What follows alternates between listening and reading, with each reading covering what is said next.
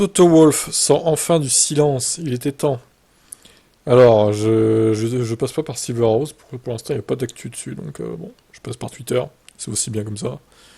Pour 2024, nous allons beaucoup changer de choses en essayant de revenir à l'essentiel. Je ne veux plus entendre Lewis dire je suis assis trop en avant dans le cockpit, des mécanismes de suspension que nous ne comprenons pas, etc. Soyons décisifs sur ce que nous comprenons et sur ce que nous ne comprenons pas, que nous devons mettre de côté. Il ne s'agit pas de sophistication technique, mais d'ingénierie solide. D'accord.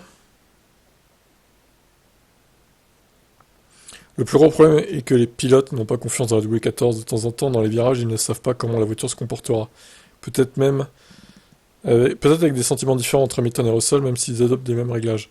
Si vous avez une plateforme solide pour ramener les résultats à la maison, il suffit de regarder Albon avec la Williams. Une monoplace simple et aérodynamiquement efficace, même sans gros moyens. Ouais, c'est vrai que la Williams, c'est pas si pourri. Effectivement. En 2026 aura lieu la révolution technique de la F1, qui redessinera les styles et les concepts de monoplace. Wolff pense cependant pouvoir reprendre le combat avec Red Bull Racing avant 2026.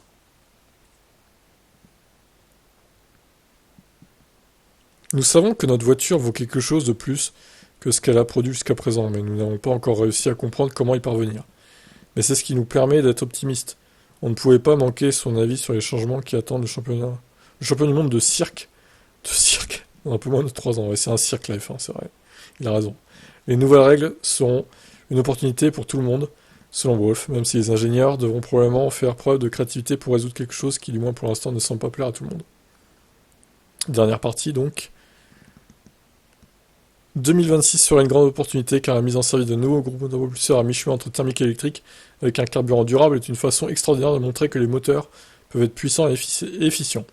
Ce sera également un grand défi pour le châssis de devoir s'adapter à des moteurs aussi différents. Selon certaines rumeurs, il existe un risque que les monoplaces soient trop ralenties, mais différentes approches aérodynamiques doivent être étudiées. Les techniciens disent-ils que les règles sont catastrophiques? La réponse est trouver des idées. Très bien. Bon, on attend évidemment sa réaction sur ce qui s'est passé au Qatar, hein, entre les deux pilotes. Pour l'instant, ce n'est pas le cas, on les a pas. Donc, attendons de voir.